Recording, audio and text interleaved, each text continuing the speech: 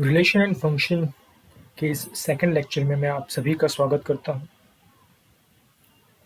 और आज हम शुरुआत करेंगे एक एग्जाम्पल के द्वारा।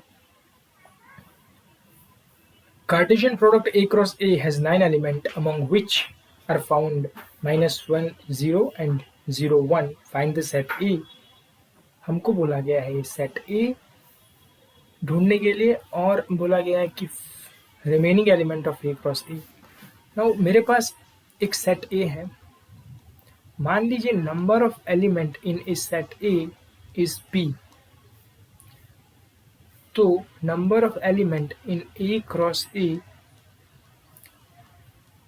P इंटू P होंगे, राइट, जो कि हमको दिया गया है 9। तो P स्क्वायर की वैल्यू आएगी 3 और possible values of P is plus and minus 3। Now P is a number of element in A set, so the value of P जो है वो नेगेटिव नहीं हो सकता। The value of P, that's why the value of P is 3। तो A set के अंदर total जो एलिमेंट होंगे वो होंगे 3।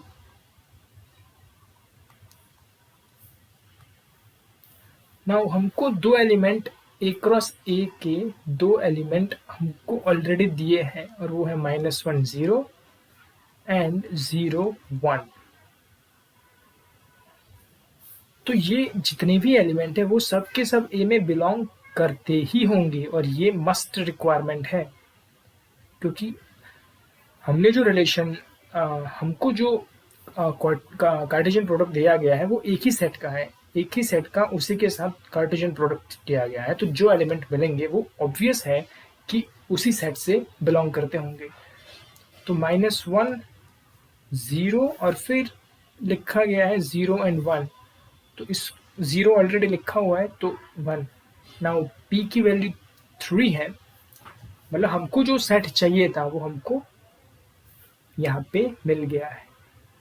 तो एक आंसर तो हमको यही मिल गया है, राइट। नाउ हमको पूछा गया है कि A क्रॉस A बताइए। A क्रॉस A जो है, नाउ अभी हम वो लाइन ड्रॉ करने वाला सिस्टम नहीं यूज करेंगे, वो समझने के लिए था, राइट। तो A क्रॉस A में जो एलिमेंट आएंगे वो होंगे -1 -1 -1 0 -1 1 0 -1 0 0 0 1 1 -1 1 0 1 1। ठीक है, अभी हमको जो पूछा गया है वो है रिमेनिंग एलिमेंट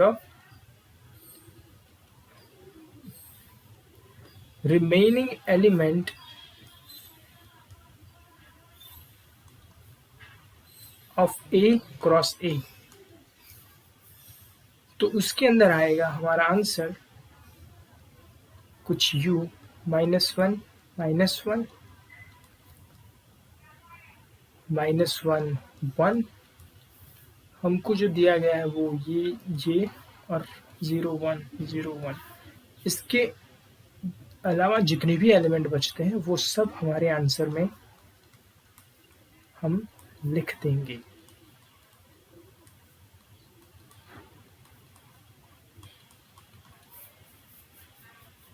राइट, तो ये हो गया हमारा आंसर। Now next question. अगर मेरे पास नेक्स्ट कॉन्सेप्ट, एक रिलेशन को डिफाइन करने के लिए हमारे पास रिक्वायरमेंट होती है दो सेट की, जो कि अवेलेबल है यहाँ पे। नाउ सबसे पहले मैं विजुअली इन सेट्स को ड्रॉ कर देता हूँ।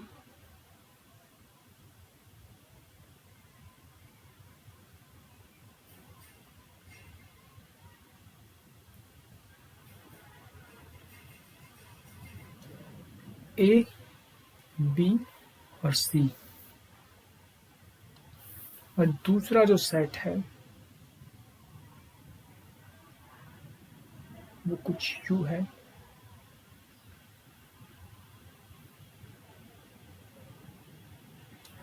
इसके अंदर हमारे पास है मनन, फिर है अमन, फिर है भुवन, उसके बाद भद्रा है, फिर है श्रवण, फिर चिराग, एंड देन अविनाश। तो ये हो गया सेट का विजुअली रिप्रेजेंटेशन, राइट। नाउ ये है सेट ए और ये है सेट बी। ठीक है, अभी मैं लिखता हूं आर।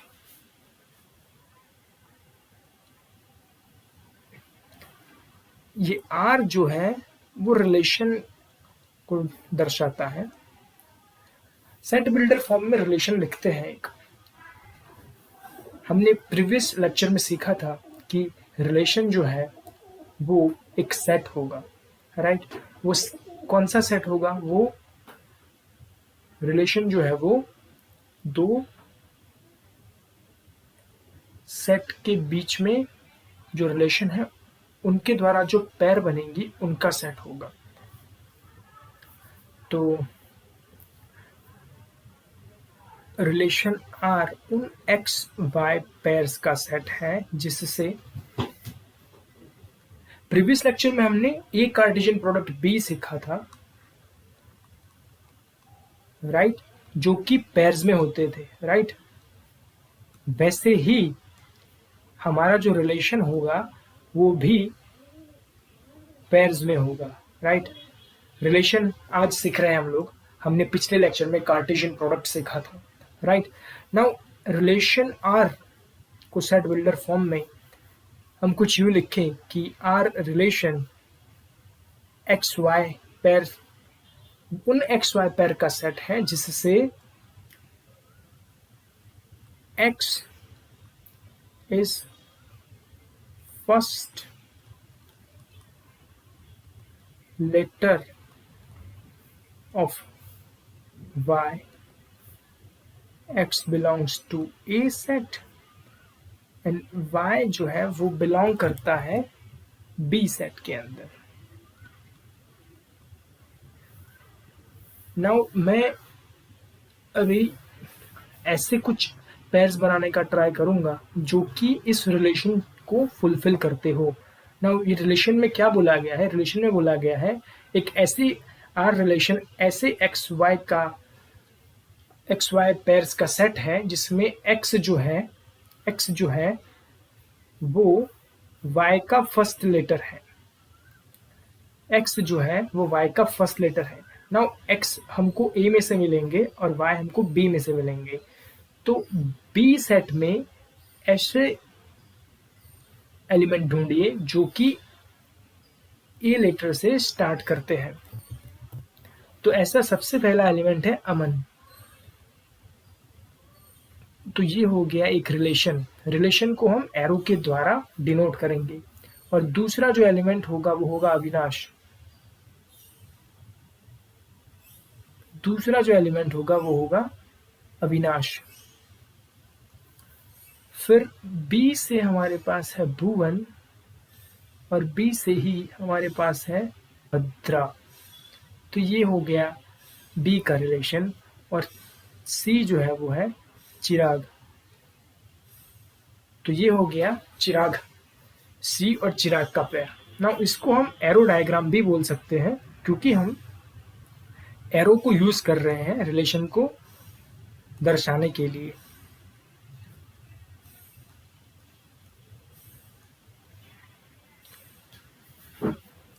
ठीक है।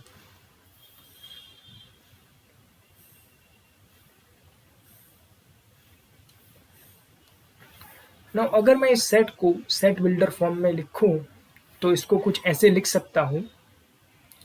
ए Aman, a Avinash, b Bhuvan, b Bhadra and c Chirag.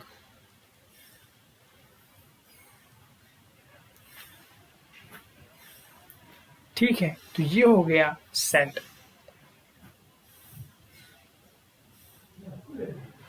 Now अगर मैं बोलूं कि मैं एक रिलेशन आर है उसको मैंने ए और बी सेट के बीच में डिफाइन किया है, मैंने एक रिलेशन आर को ए और बी सेट के बीच में डिफाइन किया है, तो मैं इसको डिनोट कुछ इस तरीके से करूंगा, R is a relation from A set A to set B. आप इसको ऐसे लिख सकते हैं। आप एक दो सेट के बीच में एक से ज्यादा रिलेशन भी डिफाइन कर सकते हैं। इस केस में अगर आपने पहले आर वर्ड को यूज कर लिया है तो उसके बाद आप और कोई भी वर्ड यूज कर सकते हैं, जैसे कि W, relation from A to B. उसके बाद आप वी ले सकते हैं, relation from A to B, right. Now A Cartesian product B, अगर मैं इनका ए कार्टेशियन प्रोडक्ट बी करूं, इन दोनों सेट का ए कार्टेशियन प्रोडक्ट बी करूं, ए कार्टेशियन प्रोडक्ट बी करूं, तो मुझे टोटल यहाँ पे number of element in a 3 है, right, number of element in a 3 है, number of element in a जो है वो 3 है और number of element in b जो है वो 7 है, तो मुझे टोटल 21 एलिमेंट मिलेंगे। ठीक है, और हमने जो रिलेशन डिफाइन किया वो 21 से कम है, वो जो रिलेशन डिफाइन किया उसके अंदर एलिमेंट जो है वो 21 से कम है। तो ये ध्यान रखिए, जब भी कोई भी रिलेशन डिफाइन होगा तो वो रिलेशन जो है वो सबसेट होगा ए कार्टेशियन प्रोडक्ट बी का। कोई भी रिलेशन आप डिफाइन कर दीजिए वो होगा subset A Cartesian product B का। ठीक है, नाउ कुछ इंपॉर्टेंट नोट्स देखते हैं हम लोग। अगर एक रिलेशन है आर, एक रिलेशन है आर जो कि डिफाइन की गई है नॉन एम्प्टी सेट ए से नॉन एम्प्टी सेट बी के प्रति, एक रिलेशन है आर जो कि डिफाइन की गई है एक ए से बी के प्रति, तो ये आर जो है वो सबसेट होगा ए कार्टेशियन प्रोडक्ट बी का। जस्ट मैंने वही बताया आपको, ए कार्टेशियन प्रोडक्ट बी का, right. The subset is derived bye describing a relationship between the first element and the second element. Now ये जो है ये रिलेशनशिप है, relation can be defined by deriving the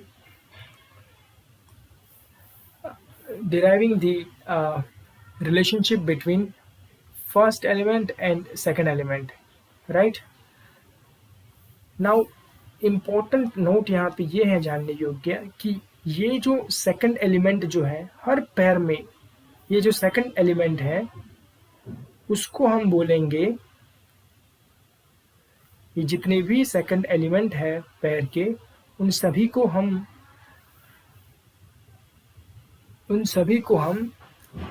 first element की image बोलेंगे, first element की image बोलेंगे। ठीक है, फर्स्ट एलिमेंट की इमेज बोलेंगे।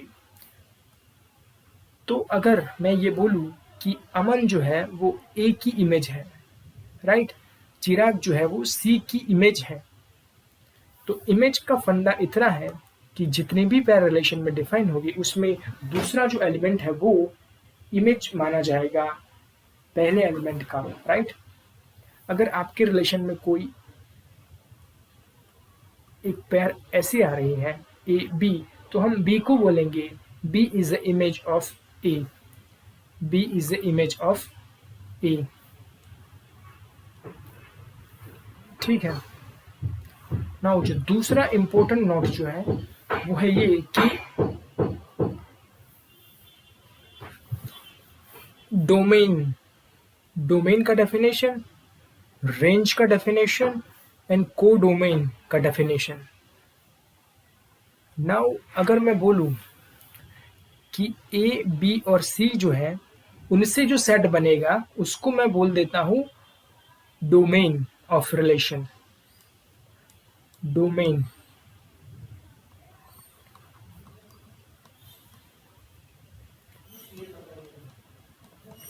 ये हो गया डोमेन। तो जितने भी एलिमेंट हैं ए सेट के अंदर जिनका जिनका रिलेशन बन रहा है, अगर मैं उनको एक सेट में लिख दूं तो वो हो जाएगा domain of A relation R. Domain of relation R. और अगर मैं उन एलिमेंट का सेट बनाऊं बी सेट के जिनका रिलेशन बन रहा है, अगर मैं बी सेट के उन एलिमेंट का सेट बना दूं जिनका रिलेशन बन रहा है, तो मैं उसको बोलूंगा range of A relation. Range of A relation. तो यहां पे अमन, भुवन, भद्रा, अविनाश और चिराग। तो अविनाश, अमन, भद्रा, भुवन एंड चिराग, इन सभी का रिलेशन बन रहा है। तो जिसका जिसका रिलेशन बन रहा है उनका अगर मैं सेट बना दूं तो मैं उसको रेंज बोलूंगा हमारी रिलेशन के लिए, राइट। Now codomain. कोडोमेन किसको बोलेंगे? तो कोडोमेन हम सेट बी खुद को बोलेंगे। ये जो सेट बी है, ये जो सेट बी है, अगर मैं उसके सारे एलिमेंट को लेकर के फिर से एक सेट बना दूं, यानी कि वो खुद सेट बी ही हो गया, उसको हम बोलेंगे को domain of the relation, right. Now इसके हिसाब से क्या मैं ये लिख सकता हूं, क्या मैं ये लिख सकता हूं कि जितनी भी रेंज जो है वो सब की सब रेंज को डोमेन का सबसेट है।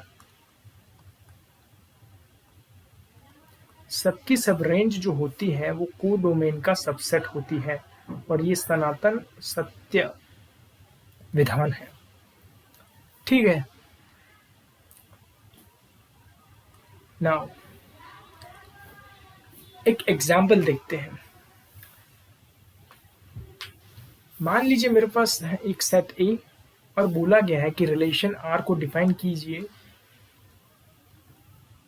ए से ए, राइट, ए सेट से ए सेट तक। तो मैं यहाँ पे कुछ ए सेट के लिए और फिर से उसी सेट के लिए विजुअल रिप्रेजेंटेशन ड्रॉ कर रहा हूं।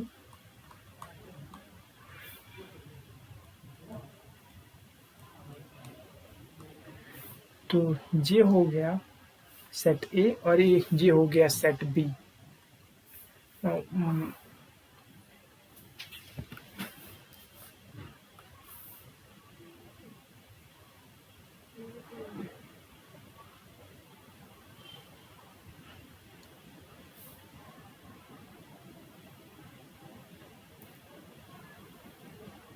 ए और ए,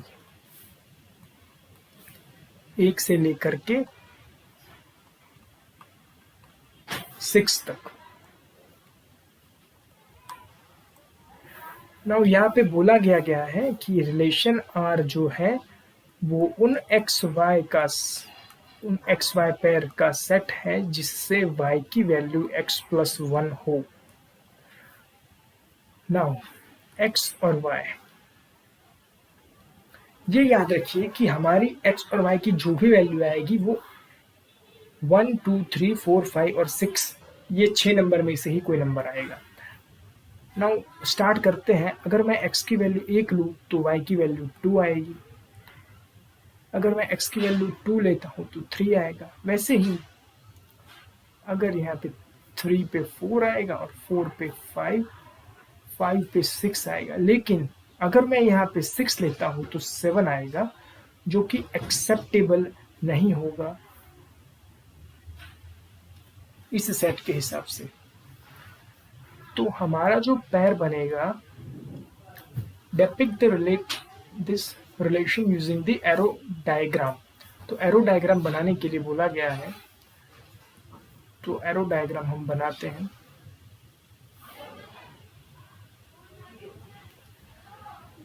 एरो डायग्राम के हिसाब से जब x की वैल्यू 1 है तो y की वैल्यू 2 आ रही है।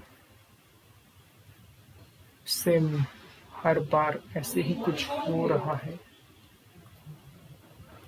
तो ये हो गया पहला आंसर जो कि मांगा गया है। Depict this relation using the arrow diagram.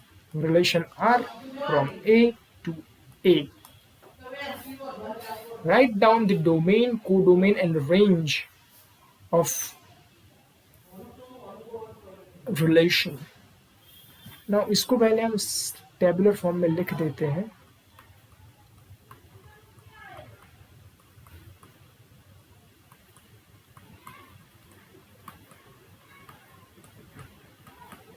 तो ये हो गया हमारा रिलेशन। नाउ रेंज जो आएगा, हमारा जो रेंज जो आएगा इस आंसर के लिए वो होगा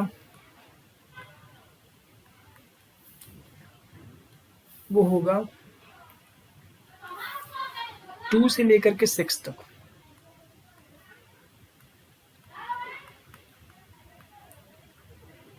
कोडोमेन जो आएगा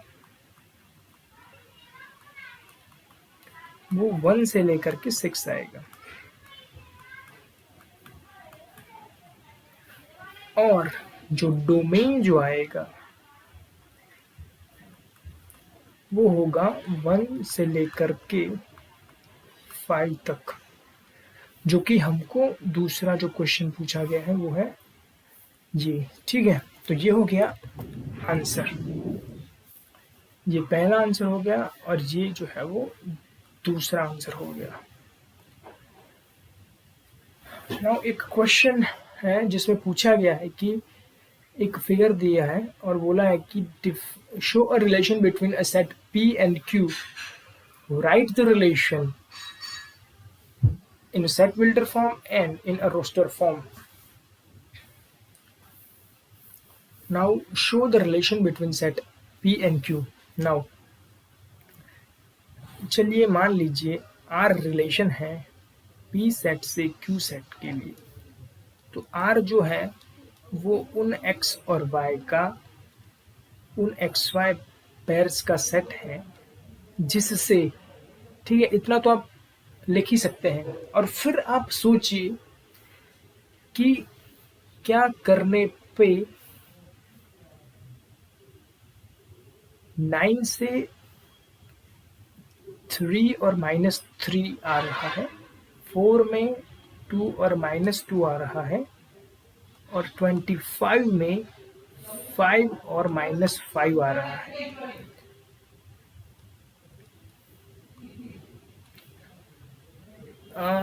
तो ये कुछ x² is equal to y जैसा हो रहा है।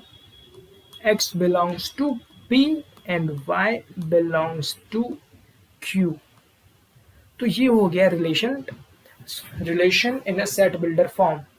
ठीक है, ये हो गया relation in a set builder form. ये हो गया relation in a set builder form. और अगर मैं इसको रोस्टर फॉर्म में लिखूं तो मैं इसको ऐसे लिख सकता हूं 9 3 9 -3 4 2 4 -2 25 5 25 -5। ये हो गया रोस्टर फॉर्म। तो इस तरीके से आप सेट बिल्डर फॉर्म और टोस्टर फॉर्म में रिलेशन को लिख सकते हैं। ठीक है, यहाँ पे एक नोट करने वाली बात है कि जब भी आप एक्स वाई पेयर बनाते हैं और आपके पास है दो सेट ए बी या फिर पी क्यू, तो एक्स की जो वैल्यू है वो यहाँ से आएगी और वाई की वैल्यू यहाँ से आएगी, राइट। ये याद रखिए। डोमेन जो है वो यहाँ से आएगा, पी सेट से आएगा, और को डोमेन जो है वो क्यू सेट खुद है, और रेंज आपको यहाँ से ही मिलेगा क्यू सेट से, राइट। तो ये ध्यान रखने योग्य बाबतें या फिर मुद्दे हैं जो आपको पता होने चाहिए। ये इतना सिंपल है कि आप इसको याद रखेंगे तो आप कभी भी कंफ्यूज नहीं होंगे डोमेन, को डोमेन और रेंज में।